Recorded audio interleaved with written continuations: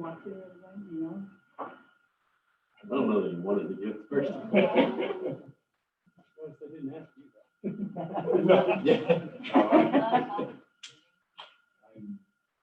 I'm invested. Let's do it that way.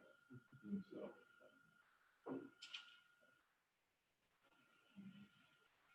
I think Bill will be coming off. you will. Okay. Okay. Then we will have another question. I'll ask for a nomination or volunteer.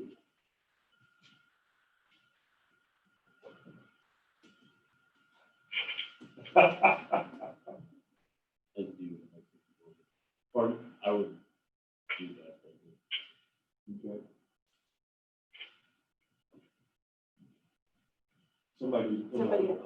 Somebody needs to come up with that all famous motion. I make a motion that somebody else needs to do it.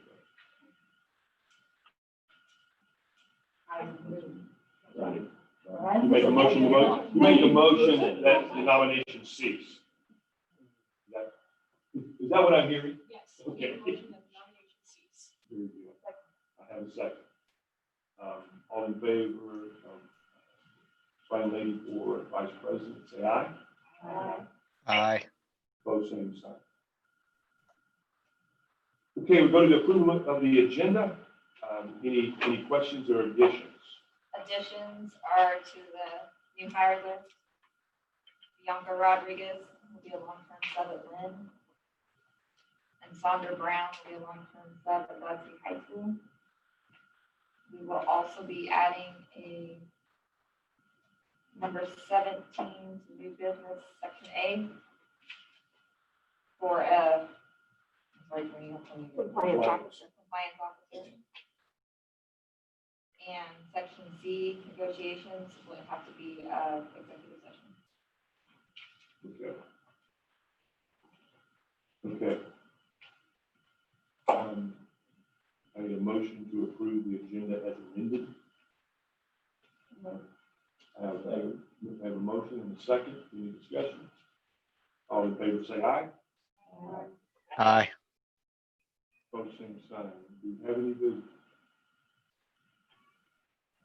I'm not seeing any, so, Kim, are you with us? Yes, I am here. I am here. Okay. Any discussion? Hi, Kim. Hi.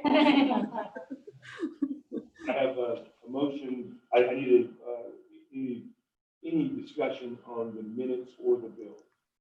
Anyone thought?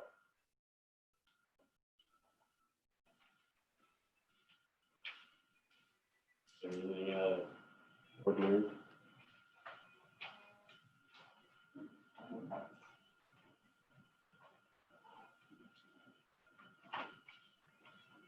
During that, I would entertain a motion to approve the minutes and the bills. So I have a motion. And a second. Any questions? All in favor say aye. Aye. Opposed, say Aye. Now, Kim, you're on.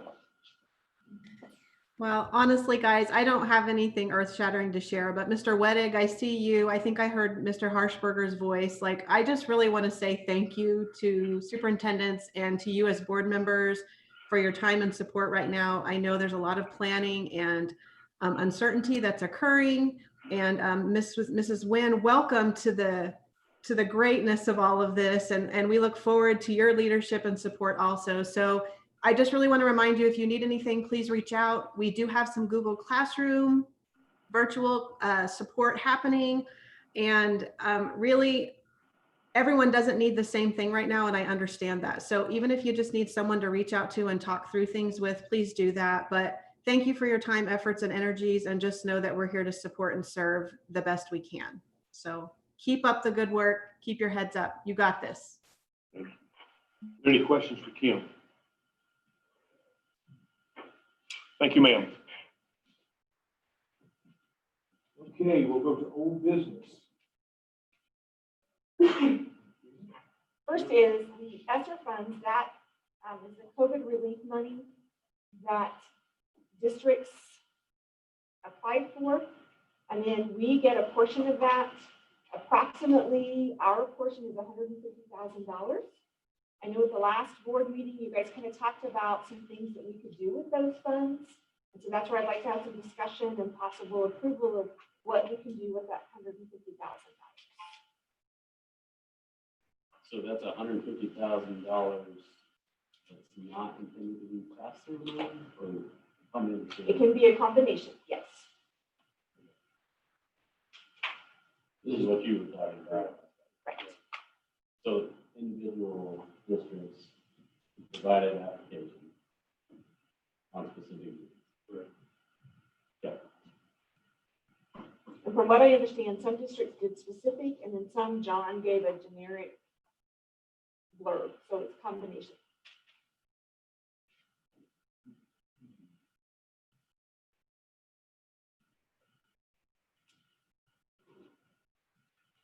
Any thoughts?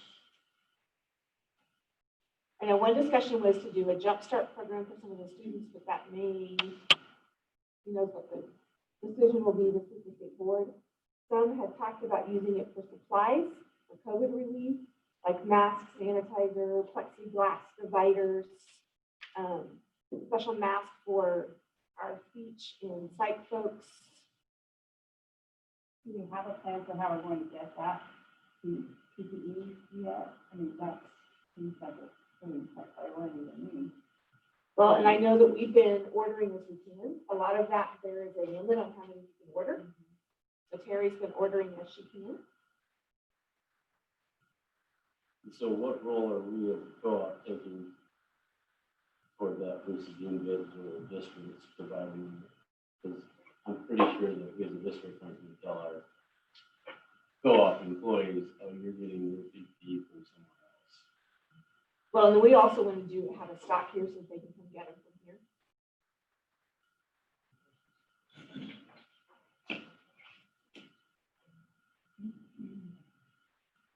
So we got 120,000 across the board, or 150. That's what John did as approximate. Each district will receive from maybe $2,000 to $90,000, depending on the district size of that. You can see the list. Sure. Each district submitted the application on behalf of the district, and then that's intended to be money utilized specific to special education. In my district, we identified specific items we could use our $2,800 on.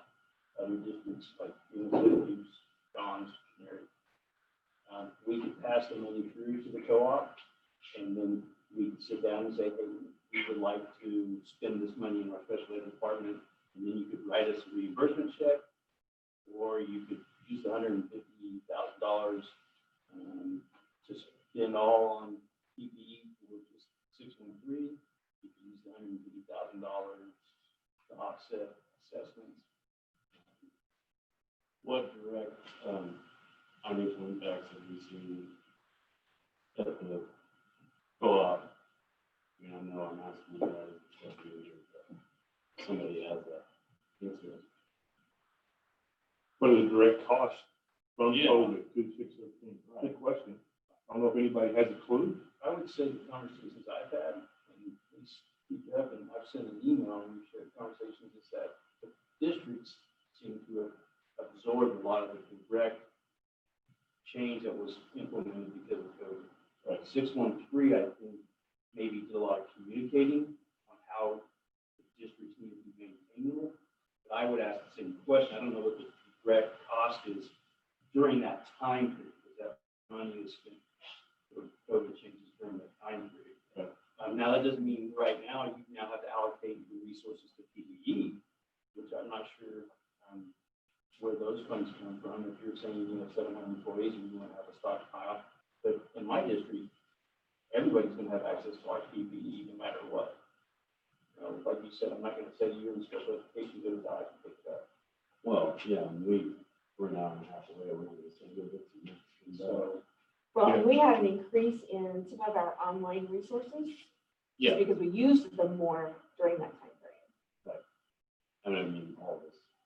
Right. Yeah, for sure, but that's kind of a what I'm getting at is what additional expenses have we had as a result of that? And then what, as superintendent, says you're the ones who did that application, what has that conversation been as a superintendent?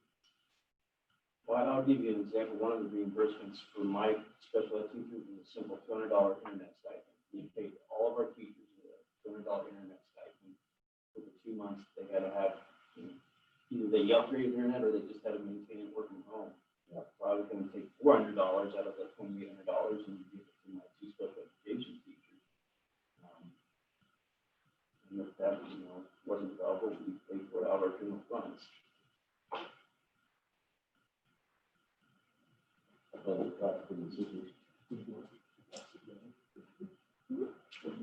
One of the things that I wondered is, I know you started summer school with some students here in the last couple of weeks or so. If any of that was related to kids who really fell through the cracks the last 3 months of school that were recommended or was based solely on their IEP because of their disability. I think that would certainly be a very warranted use. That's what we're using some of our money, because we, at the end of school, we had all of our staff identify students who either, even in high school, who didn't pass credits, who were going to not graduate or not have enough credits to move on to the next year. And in elementary levels, we identified students who struggled or didn't participate well. And so, and I wondered if we were going to have any of that again coming up next summer, because I believe we're going to have school disruptions. And some of those kids are going to miss out on learning that have the highest needs. And I kind of agree with Jamie. We've got PPE a lot from our county and no cost to us. A lot of schools are going to use Spark money that they're getting through their county for things like that. And so we're going to supply them to our, 4 or 5 special ed teachers, maybe our 10 paras, just like they're part of our staff. So that's not a big priority, at least in my building. I don't know what it would be for Dodge or someone else, but I'd really like to see some of it at least focused on these kids that are missing out on education so much that I'd like to see that as a focus. But that's just my opinion. The $5,000 we got is not going to amount to very much in our budget. And if it can help some kids educationally, I would rather use it that way. And to answer your question, currently we are planning on just doing ESY, which are those who, because Dodge, we had delayed it. And so for Dodge 443, and then I think Cimarron is planning on starting to, just the ESY IEP students. We did have a list of students who were going to be, they were sped, going to join Dodge City's Jumpstart. Because of the executive order, that's been canceled.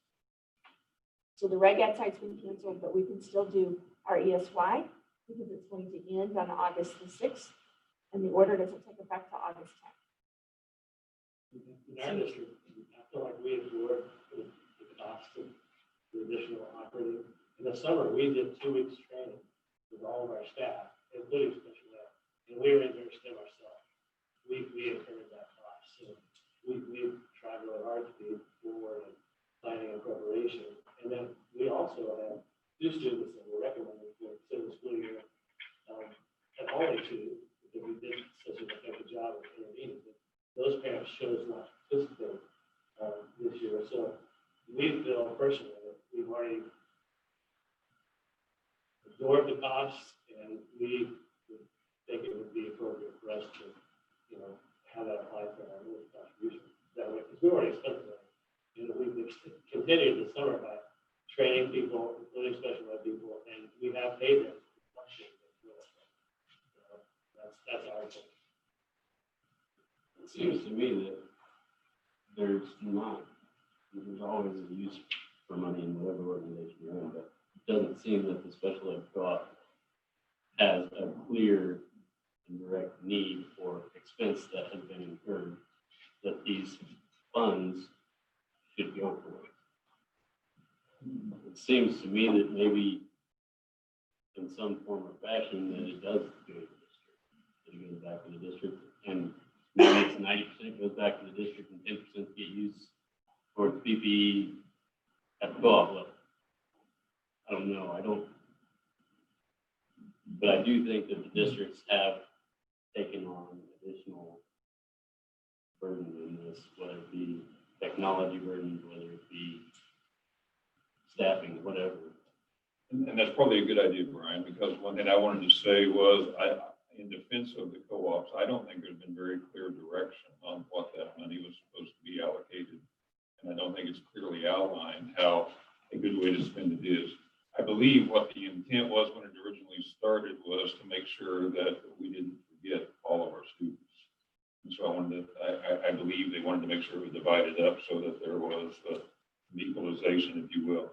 However, since then, like was mentioned, the counties are now distributing materials for free. And now there's the Sparks funding, which is a lot more money on top of what the regular ed got also for the COVID funding, also the CARES Act.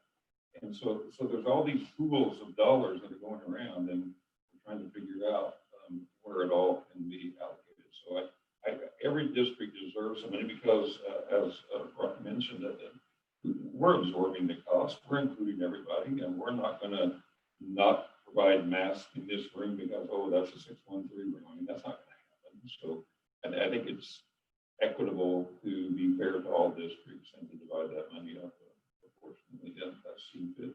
Unless the co-op comes up with another idea that they want to spend that money on that's directly related to COVID. I think you guys are dealing with it more than, I mean, we're dealing with it, don't get me wrong, but I think you guys have the direct impact. Yeah, that's, some around information that should come back to us to figure out what has been from the beginning. I know we want to buy some special PPE, and it probably is negligible cost-wise in the scheme of things. We want to make sure that we have special stuff for the kind of contact that these special ed kids sometimes require, and that was one of the things that came up that we could use some of that money for. One thing I wanted to ask about is, I don't know if this is where this is going into the discussion, but one thing that's been brought up to me is substitutes for parents. Has that come up before? As something we might need to consider if we're going to have big absences potentially. I've been told by the teachers in our district it's going to cripple them if we have a bunch of special ed parents out, and that historically they have not been allowed to pull in subs. I don't even know if there's a way to do that. It's set up right now. But that's one of the things I was asked to see if there's a way to address. Are there special requirements for us? And is there a way to even do that usually?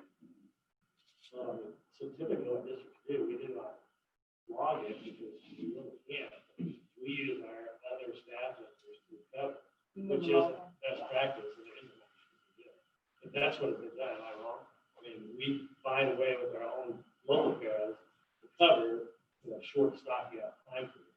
Which usually would be short, but now could be. Well, it's not, we should have never been doing that. I think that Jim Bob would agree that. But there's not another option. That should be the factor. That has been the factor. And I think we're similar to what every district has done. We just find a way with our local people to cover the best we can.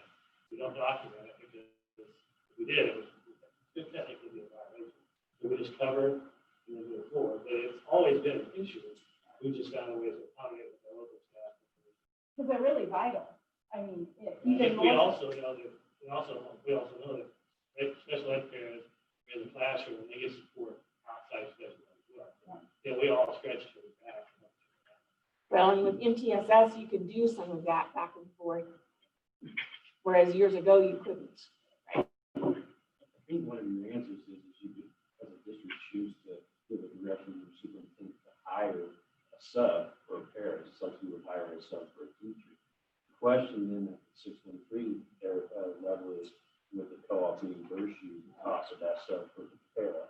That's the key question, because every district has the opportunity to hire a sub. Just because it's a para doesn't mean that the teacher can't, a sub teacher couldn't fill into that para. Right. So the question would be, if that's what you want to give direction to, is the 613 want to reimburse each district for the para. Also running some real challenges there if you're bringing in people that aren't around specific students that they have special needs. You can run all kinds of behavioral issues there, and so I don't know, that would be those kind of things. So And the some big parents question, I totally agree with you. I think they're highly, we need them, but they're also hard to get. Yeah, I mean, subs are like, The paras are, yeah, but I think it's a huge need, you're right.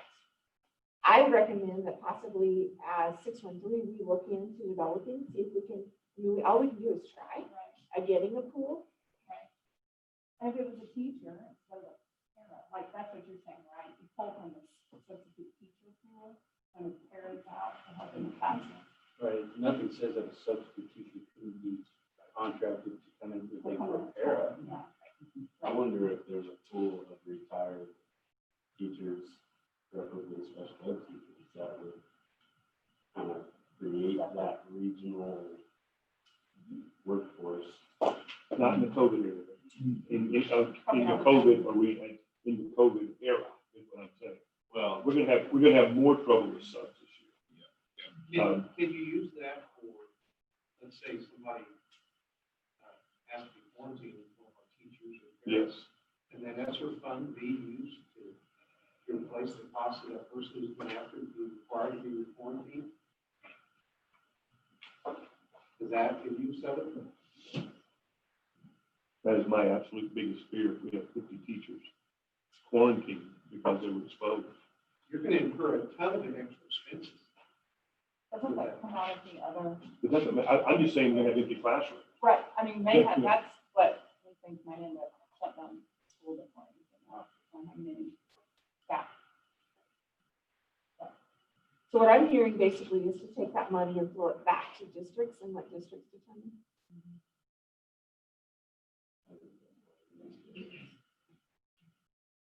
You need a motion for that? Yeah. Yes. I need a motion to, when Brian said that, he said, back, keep 10%, keep 5% of nothing. For PPE. That was just discussed. I think it's easier to throw it back. Flow it back, okay. Have a motion to flow the entire extra amount back to the districts. I have a motion from the order. Second, any further discussion? Further comments? All in favor, say aye. Aye. Aye. Thank you. Opposed, same sign. Okay. Next item is just kind of a discussion for the Ensign building. There's been several brainstorms and kind of different things. From what I understand is that the city of Ensign does not want it back. So as of right now, it's our responsibility.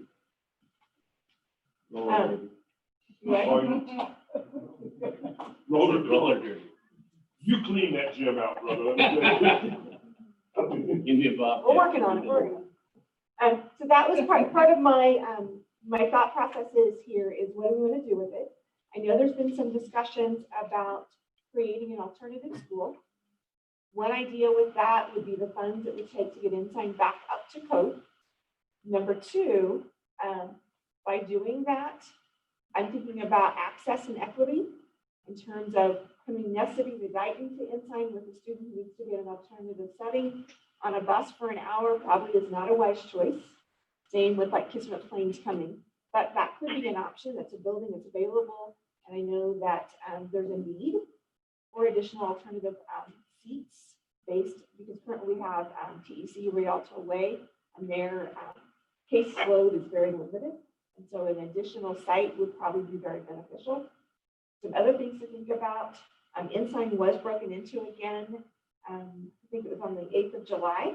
Nothing of value was taken. There was some graffiti and some broken windows. So we think it was probably children.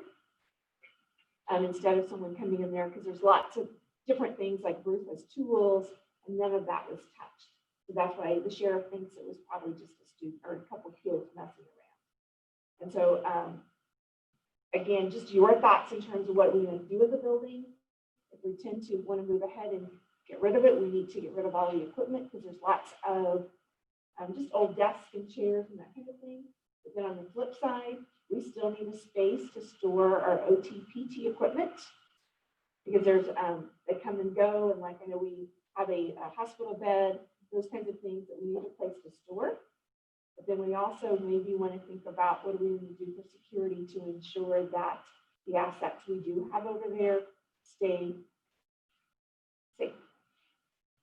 We could possibly store our OTP equipment here for an option. I know John had talked about it. And I'm not sure where that discussion went. What about a storage facility? There's a lot of stuff over there that was maybe used for OTPT at some point, but has this much dust on it and is way outdated. And stuff just needs to be stored. A big part of the reason that we're in this building is because when we were looking at just redoing the HVAC system, it was going to be a huge portion of the amount of the cost of building a new building. And so I think the feasibility of turning that into an alternate school is pretty tough. Seems like it's gonna be a separate storage unit here, Yeah, probably. absolutely. Well, and I guess my thought would be find a farmer that wants to turn it into a shed and sell it to them for $100. That's a lot cheaper than it would be for us to deal with. Brian just doesn't offer it, so no. I don't run my tractors that far. There you go. Randy. And as far as the storage goes, I don't know if you noticed, but when you're coming up Central, there's a metal building out here, fondly referred to as Rich, yeah. call it Fred Shit, which I don't like, by the way, so and I even joked about that. But that's because in all this design, they didn't do a very good job of counters for food and refreshments, and they didn't do a very good job with storage. And I showed you some empty space. We want that for expansion, and I'm just too familiar with, once something gets there, that becomes a closet, and I don't want that to happen. So we're not even storing our own materials there. That's what the shed was built for. And so we're not keen on that idea. We'd rather find storage elsewhere. And just from the tours I've taken, I do think that there has to be a good pencil put to what is over there and what really needs to be kept. Because I think there's a lot of things that have never been used since they were first parked there. There's I would very agree. little I walk that in, should I'm be thinking, You gotta be kidding me when I saw it. Oh, I know that there are some pieces of furniture and a variety of things that the co-op has offered us to have access to if we're interested. But I don't think we've ever been given time to go over one. Because we're actually repurposing space for our special ed program. And so if we could get in there and see the things that you would allow us to potentially take, we might repurpose some of that equipment. I mean, not a large, we're small.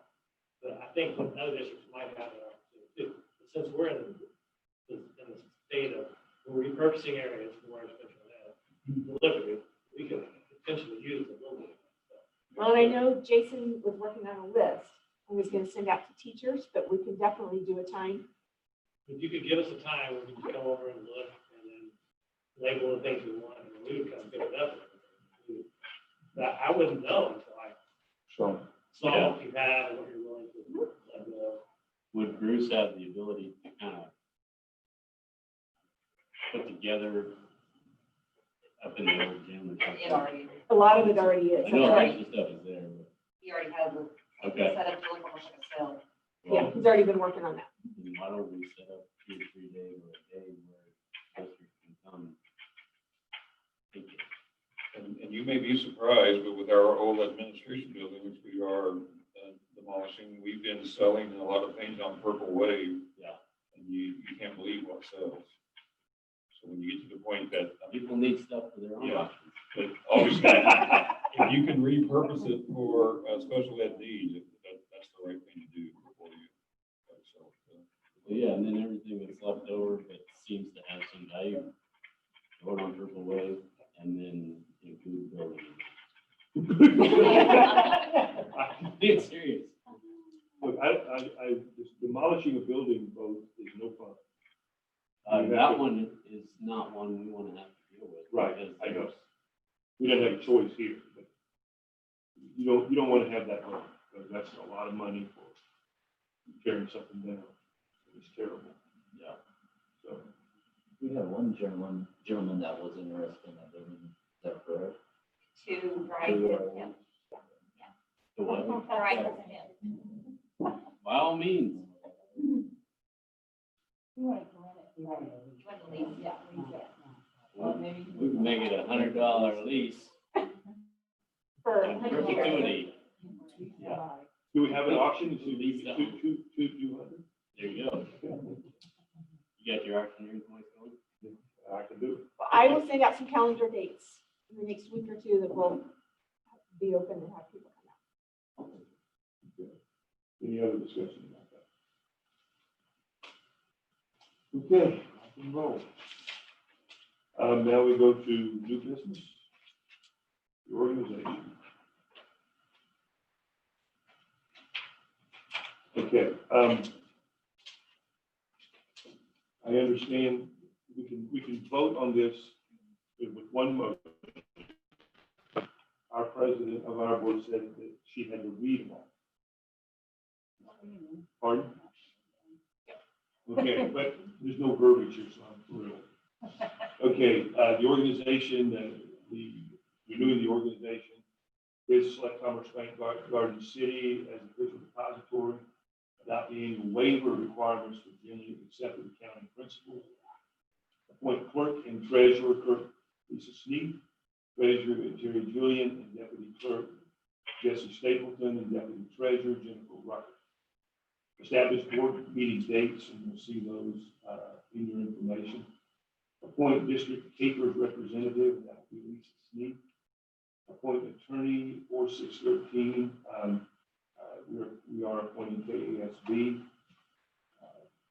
7, adopt board policy manual for the 2021 school year. It is still in KSD review. We're going to discuss that later. Gotcha. Select the official district newspaper, which is the Dow City Daily Globe. Designate section 504 ADA coordinator contact person, that would be Trina Wynn. Approve freedom of information officer Trina Wynn. Power of local control. Number 12, timeline for retention of records. 13, staff office calendar. 14, professional development plan. 15, paraprofessional handbook. 17, licensed staff handbook. And the addition, number 17, the compliance officer. Either myself or one of the assistants. Okay. On our timeline for retention of records, is that 5, 7 years, 10 years? 5. 5. And what is our disposal method?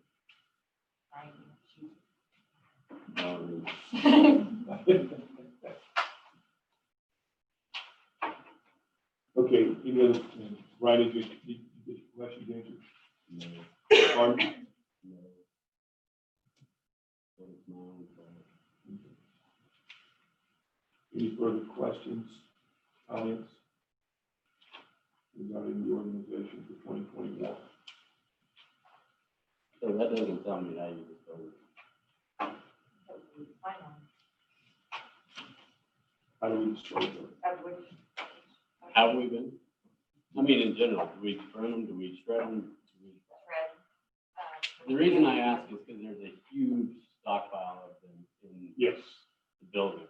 Well, this is the other problem we run into, is we've been told that you're supposed to keep employee records forever.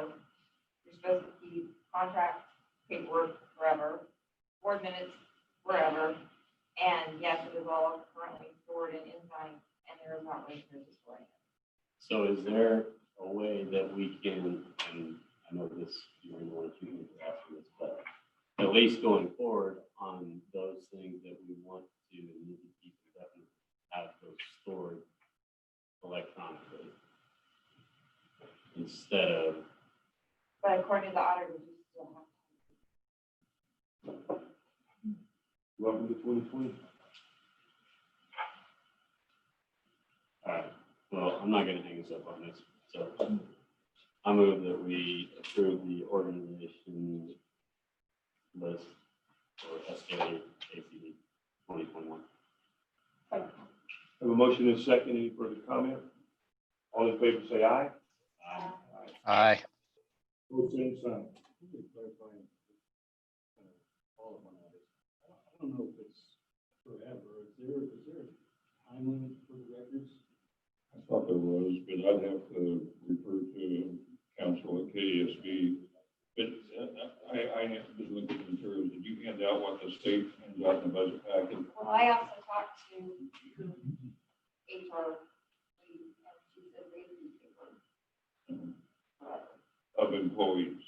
Yeah, I'm familiar with the employee And part. the contract and. But I know we're spending a lot of time on student records because we're trying to go with electronic. We are doing electronic. Yeah, but we're trying to minimize storage as much as we can. Yeah. So, yeah. And the hope is that once they get the student records that are currently picking up all of the space Yeah. done, and you can work it. But there is a timeline on most records, but if the employees taking up that much space, then it's a good problem. Okay. Moving along, the budget 2021. Included in your packet, there's lots of budget papers, so I'm going to walk you through those. The first one is an overview of assessments. So it tells you what the 1920, what each district paid. And then let's save this for a little bit till we get through the rest of the budget, and we'll come back to the assessment page.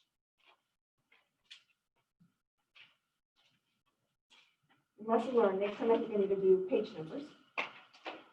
At the first page of the budget, you'll see an overview of expenses from 1819, 1920, and then the actual cost from 1920, and then what I am proposing as a budget.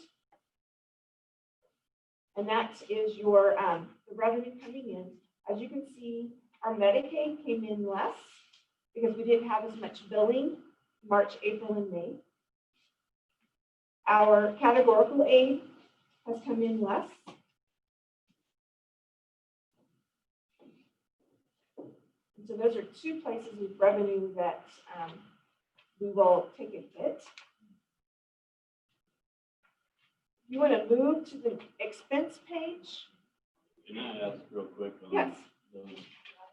So obviously we're in a unique year. We've got a lower amount of revenue adjustment based on a 3-month time period that is historically unheard of. Is there not a way to appeal that based on history and based on? Categorical aid is based on FTE of staff. And then the Medicaid, I'm not sure there is because that's based on billing. It's based on services we provide. I get it, it's affecting the next year that was, as well. I wish we could. It's fighting City Hall, right? When you look at expenses, I've broken it down.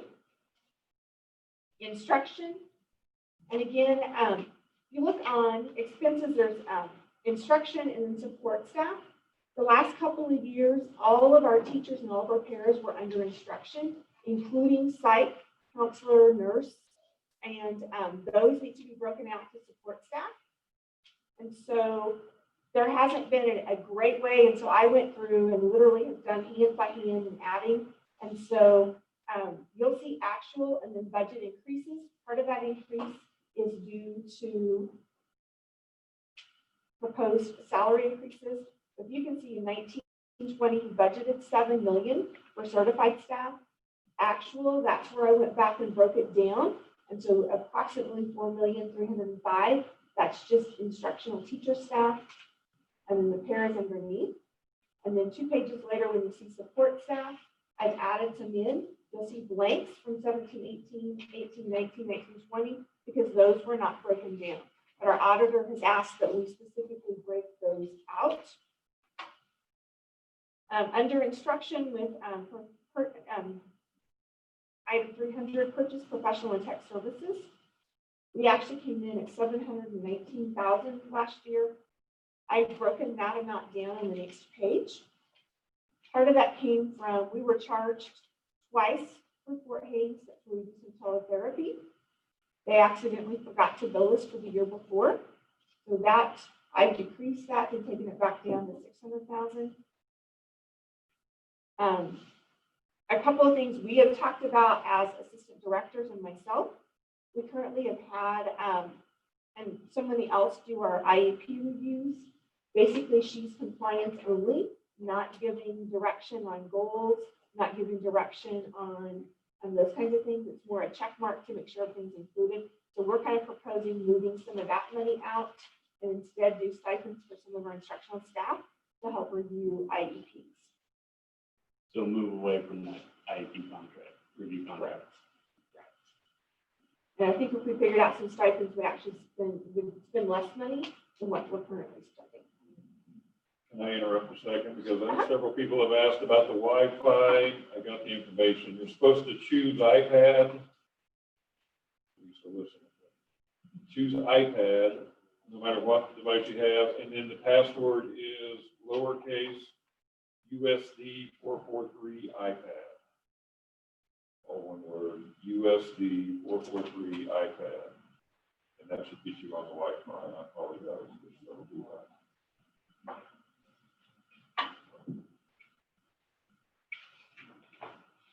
Then support staff, like I said, I broke it out. And so when I talk about employee benefits and insurance, I don't have a really good number of that to break it out because we've not had a report that broke it out. So we will definitely know that this year. Terry's worked hard at changing our accounting system so we can have those specific numbers. And instructional staff, you've not seen anything there before. That's where we have our 2 instructional coaches. And then our professional development money.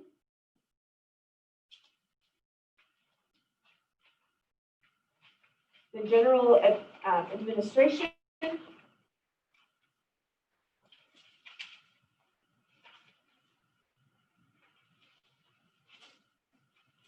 I added back in the insurance money because that had not been added in. I think it's been rolled over into all instructional, so I broke that out. So that's one increase on that page.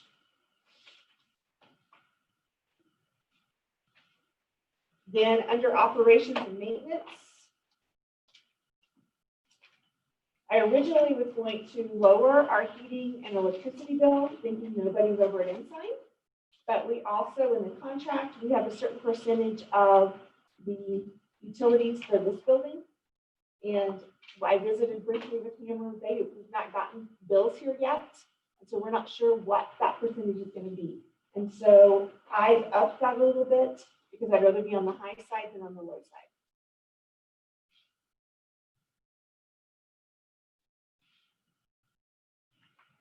And then the last one is student transportation. And most of those costs I anticipate staying about the same. So our biggest increase is in salaries. And then the potential of online platform that we use for particularly our speech language.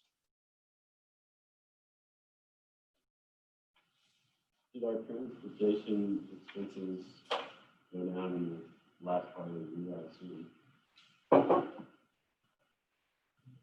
I took the overall when I did that, so I think we had several that were reported back in, but you're right, they should have come down.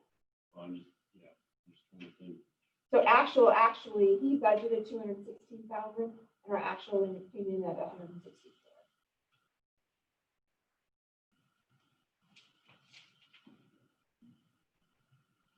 So when you take all of those expenses and you take the revenue, Going back to that for just a second. Uh-huh. So you got 18, 19 on that transportation where you budgeted 216, and we spent 164. Did you look back at years prior to see what that budget allocation versus expenditure was? I couldn't find that. Okay. I just think, I hate to undershoot us there if we truly were spending that 216 and we've got 165. That's a pretty big piece that we're missing.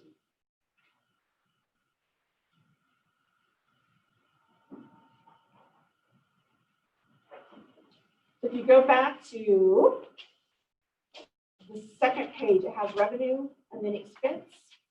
We came in at right about 700,000 in the red this year. Proposed numbers, again, several of those I kind of did high, but we also know that our revenue is going to be a little bit less.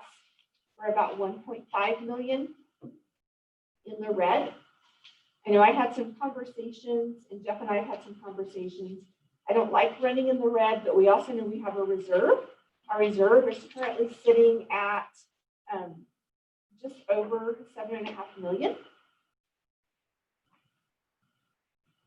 Thinking about if we expand and do some alternative ed, would take part of that reserve. But I also know that as districts are, it's not easy times right now. And so Jeff and I had a discussion, even though we don't like to know that we may be running in the red, it may be okay to go ahead and do another year of using those reserves, which then goes back to that first page with assessments. I did 3 scenarios. If we kept them exactly the same, if we'd increase it from 295 to 300 a student, or if we bump it to 350. That's not going to generate tons of money, but it would at least do approximately 500,000. That could help with some of that running in the red. Question, so we have 7.5 million, 2 years ago we had 10 million. We've intentionally been bringing that down. Have we, I can't remember if we have as a board determined where we want that to be. Is that 1.5 years of salary? We need to have that pretty clear as to what our goal is in maintaining it. And I just can't remember if we ever established that. No, we didn't. Unless somebody else. Look around all these new faces. I am the old man. There is some guidelines, I think, in the policy that talks about what reserve you should have. I think it's a percentage. It's much lower than that, but I don't remember off the top of my head what it is. Okay. I'm not so sure our current board policy actually states that, but general finance from the state gives you a guideline. You look back and think the board approved something. We've talked about it extensively, I remember, but I don't think that we ever came to a final percentage or actual number. I don't remember you. I think you guys asked someone to contact KSB to give you that percentage, and if that's the case, if it's the same as the school, it's up to 15%. Right from the high end would be 15%. 15% of total revenue for the year. So for 15 million, it'd be $2,250,000, something like that. Yeah, and we talked about some challenges with having it that low at the co-op level. So, I don't know, it seems to me that we need to, over the next year, establish, I don't think it needs to be established right before this budget, but I think we've got to have that in mind as we make a decision like assessments, because we've been intentionally bringing that down. Well, we want to see, okay, well, if we move this base in 3 years, we're at that point. So now how do we slow that gently instead of all of a sudden, hey, we need to raise assessments by a whole bunch because we're running out. The question I was asked was to check with some of the other local interlocals and or co-ops to see what their assessments were. I called several. They could not give me an actual dollar amount because everyone figures it differently. I know High Plains, they do an automatic out the gate $10,000 like joiner fee, and then they do a percentage of FTEs. When I talk to Colby, that area, they do it based on a percentage of FTEs and teachers, whereas you guys traditionally have been doing it based on student count. So I couldn't get an actual dollar amount because they said it varied so much. Katrina, one question I have, maybe you have in front of us, and I didn't see it. What was our actual cash balance at the end of last year compared to the end of this fiscal year that just ended? I don't think I have that. Do you remember, Terry?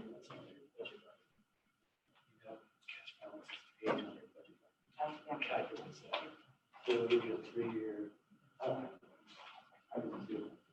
You know, one, I have it upstairs. Yeah, yes. Well, on your budget document, it generates a 3-year cash balance. Right, and I had that. I didn't include that one here. I've got it upstairs.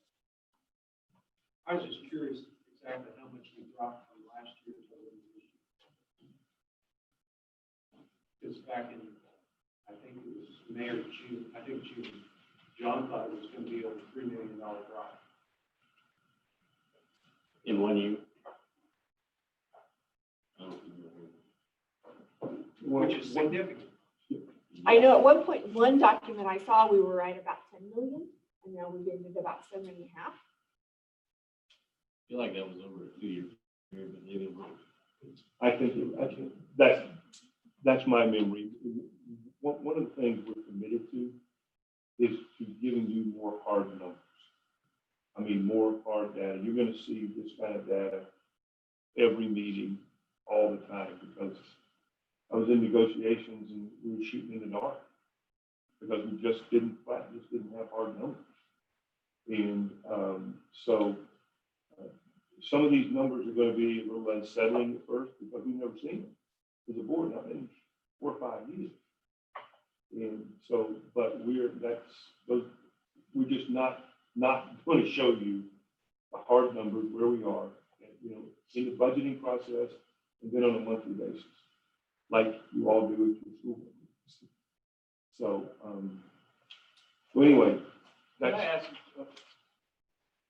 Then go ahead. I don't really think you can make a decision unless you know that cash balance history. I think that's a factor that needs to be looked at. How hard would it be to get that? I can go run up and get it. I think that would help me. Well, the proposed budget is proposing about a $500,000 increase in the budget. Now, I know that maybe had at some point, but even with the increase of salaries we look at, it's going to be several $100,000. If we went down to $2 million and we had another $300,000 or $400,000 on top of that, if we have a $7.5 million carryover, now we're approaching 4. We're dropping massively quickly. That's my concern. But the question I have is, we got to the $10 million carryover because we never filled every position. Right. So does this budget have every position filled that you would want filled? I asked that question and we are too short. Football. Or too short of historic job occupancy, or too short of fully staffed? Yeah, well, I mean, Right, I understand. Because those positions were there. We don't have enough people, we outsource contracts for that. So if one came along, that would increase the budget. I get that. But these numbers, I'm gonna guess, and I don't know. So the reason I asked that and state, I get what you're saying and I understand, that's our desire to have those skills. But in my now 5 or 6 years on the board, we've never been fully staffed, ever. But we budgeted to be fully staffed every year. And that's not responsible, in my opinion. We've been lucky that we've been able to add a few positions that we didn't have previously, new positions, particularly in our mental health teams. So you're blessed in that. This year we're able to expand a little bit. There are positions, really difficult, like OT positions. I'd love to add those, we can't find those folks. Understand. Well, and that's a big part of why we have brought so much money over the last 2 years, 3 years, is because we've been trying to increase the equity and competitive nature of our salary scale and to reward staff of the co-op. And so as you do that, you're going to hopefully be able to achieve a higher percentage of your overall openings. But again, if we're budgeting for 100% fully staffed and we, over the last 10 years, have hit 70%, then we're being kind of foolish in how we're budgeting. Right now, there are 2 positions that we would like to fill that are intended to be filled, which are not. So the question I have on the budget here is, in 1920, was $7,720,000. My question is, does that represent fully staffed? Right. Or are we fully staffed at $4,477,000? Because if 7 million represents fully staffed, then I guess we're conceding that we're not going to hire to the level that this meant last year. Right. Oh, which question? Oh, on the expense report, the question I had was, does the budget represent having 100% staffing? Or is it just simply having what we have right now on staff? And the question after that was, does $7,720,000 represent what fully staffing looks like, or does $4,477,000 represent that? And that's a huge difference if fully staffed is 7 million versus the 4 million. You broke out that. I broke it out. You're talking on the expense one. The 7 million, that's including all instructional and psych speech, instructional coach. I then broke it out per state. And so that's why there's a drop. If you take the 4.4 and add it with the support staff, which is roughly 1.2, and then you add another 100,000. So you were establishing your budget authority in that based on being 100% fully staffed, or based on current staff level? Current staff.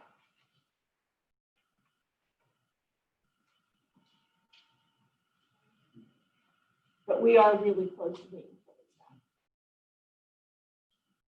And the things you guys have done to create that opportunity, because you're able to find schools like, right, expand that. That's a wonderful thing. The schools actually, they're just running a circle, of course. And I think we're gonna add some more next year, right? Don't you have to do your contract? We've actually been able to hire 3. No, I got 2 more in the program, but they can use that. We really need to maintain those efforts. It's really working. Yeah. Great deal. We just have to look at this sustainability over the next 5 years so that we're, again, not coming up to a point where we've got to drop a big assessment increase. And I don't think any of them is. We need to be solvent financially, but we also need to, fit our districts are functioning under the same budget constraints. To answer his question about cash balance, 17-18, 11,338,000. 18-19, 11,700,000. John filled this out before end of the year. He put down 10 million, but when we actually finished year end, we're at 7.5 million. So 18-19 was 11,700,000. Yes. But the actual, and that was actual. Yes. And now at the end of 19-20, we were 7.5. 7.5.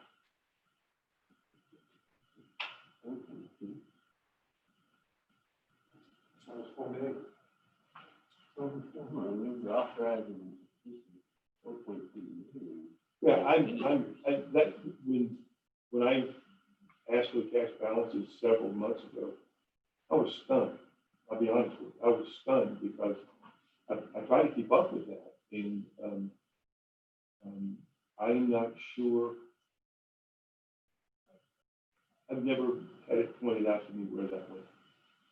I We mean, need to know. yeah, I mean, exactly, and, that's what I'm saying. You're in negotiations and you don't have any numbers. And, If you look at that trend, you got 2 years to fix the cost. So the budget she put together, she's really a line there. So we definitely have to think, I mean, I was opposed to a local assessment increase personally. But knowing that, I don't know how I could disagree with Trina's request to increase them. Because you have 2 years to fix the cost. So there was $4 million in raises or positions hired in 1 year. We definitely took some big steps to increase Right. competitive in equity, but 4.2 seems way beyond what any discussion that I would all. Now, I just want to see where, I think that we had to take those steps. Do you think it was 4 million? No, I don't.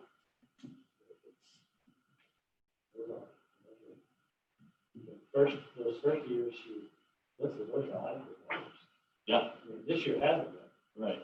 So what does your cash balances currently show? 7.5.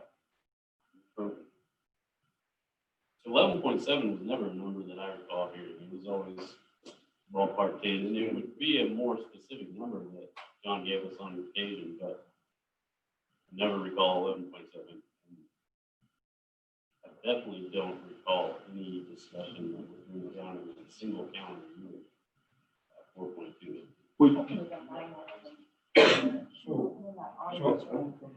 I don't get it, and I haven't studied this, but on the budget sheet, they have broken down certified and non-certified salaries going back to 17-18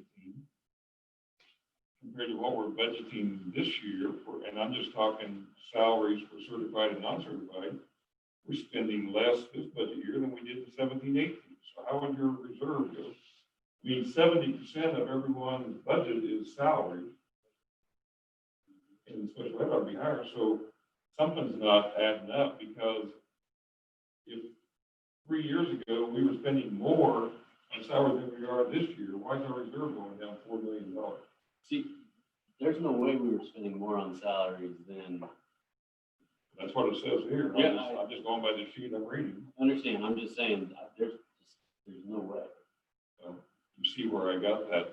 Yeah. Confusion? Well, you're misreading that sheet. What Trina's done, she's put the salaries in the right categories. So if you look at 19, 20, or 21 budget, yes, it shows on certified 4,477,000.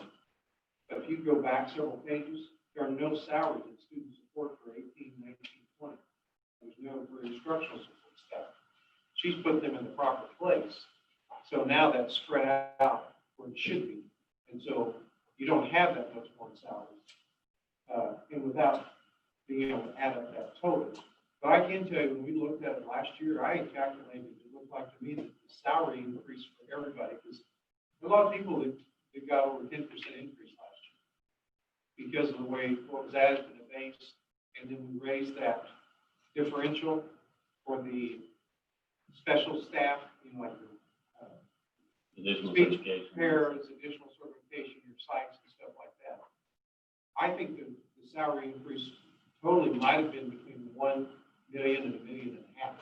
So that would be a huge chunk of it. And so that's still, and we knew some of it was going to go down because we hadn't done anything with assessments.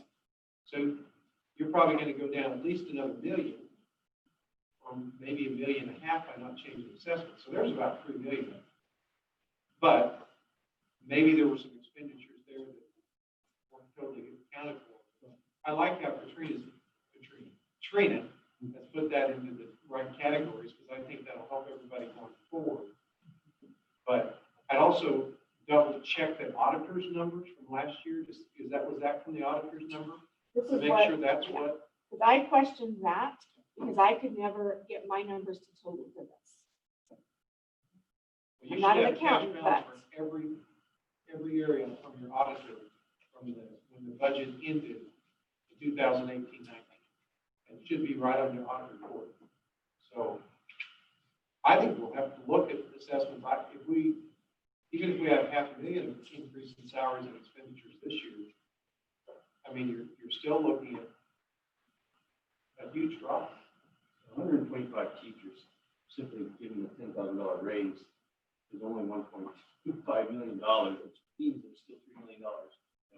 No one here feels like we have a good understanding of where it went, which probably could be, so we're just missing it, but that's still a lot of money to lose in 1 year, and I don't understand it. No, we're talking about, I just want to make sure, we're talking about unencumbered cash. Okay.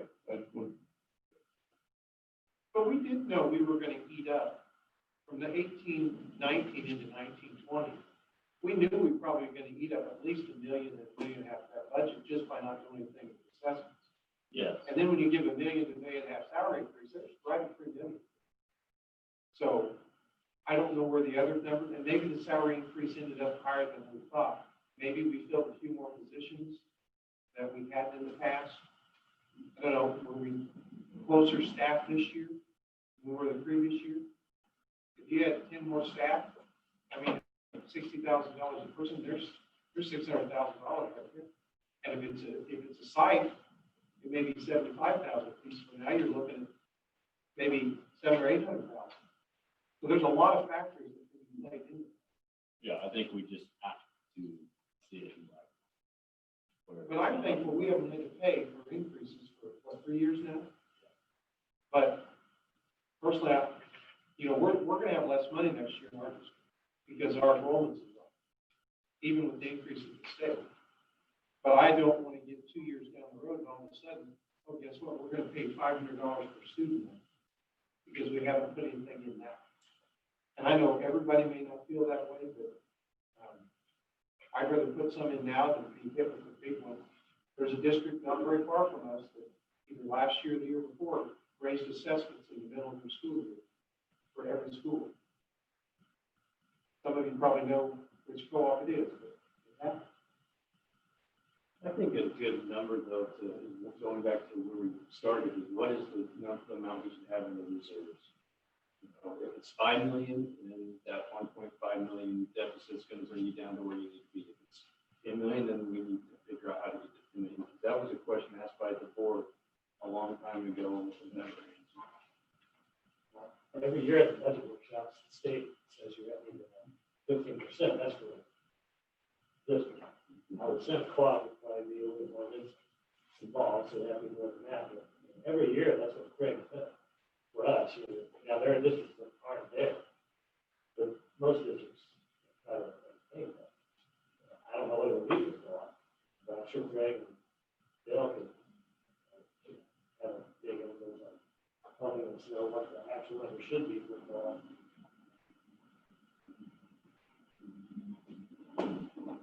Okay. Trying to figure out where we are. If I'm hearing you correctly, we would like to know how we lost, by the numbers, $4 million. Not how we lost, how we used up the $4 million. We want to know our target reserves.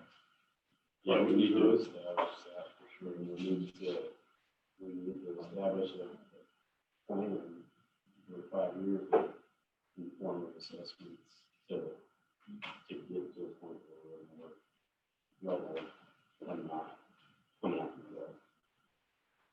the road. I mean, we knew we were going to run red for a little bit here. We felt like we needed to. So how do we take it back into that? Well, I hate to be the bearer for bad news, but the only way that's going to happen, you can't have a continued decline without changing what you're doing, either by the number of employees you're paying for hiring or by increasing the assessment. And we've gone for historically beyond my time that we haven't increased the assessment. And continually we've given raises. So we're kidding ourselves, we don't realize we have to attack the assessment and figure out what's fair and how to adequately provide so we can sustain a healthy co-op. The very last sheet of budget, what I remember what superintendent asked me to kind of do a forecast. Again, I am not an accountant, so if there's an accountant here, my numbers may be a little bit, but I took our current proposal of salaries and I forecasted at a 4% raise each year. That kind of gives you an idea through 23, 24, if we current with current staffing and potentially 4%.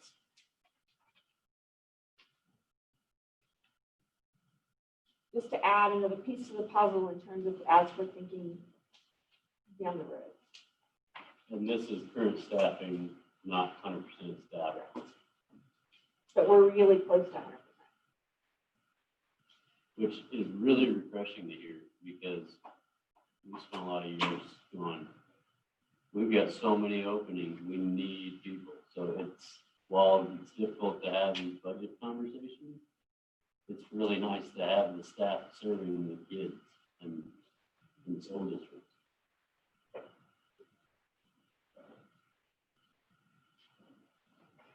Okay, I'm hearing what you're saying in the question. Now we need to talk about how we want to deal with the budget as presented.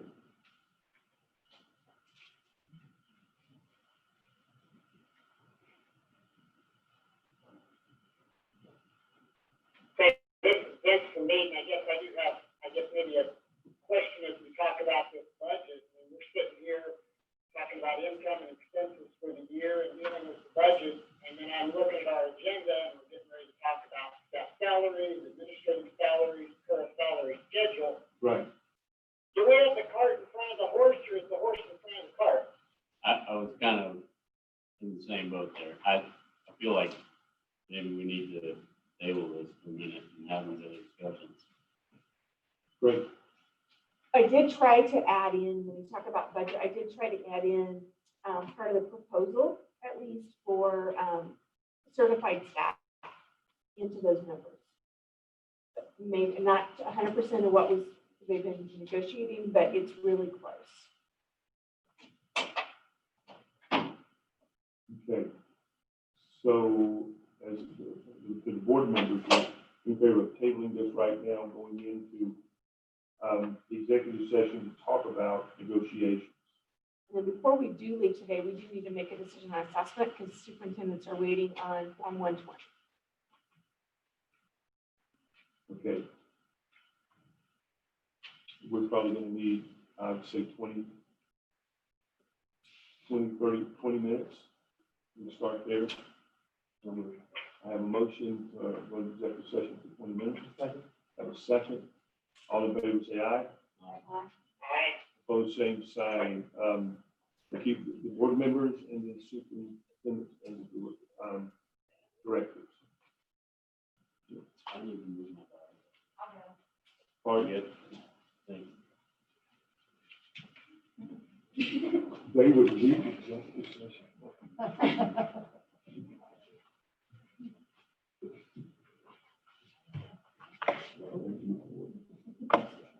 Okay. This one's up. You're cleaning it up here.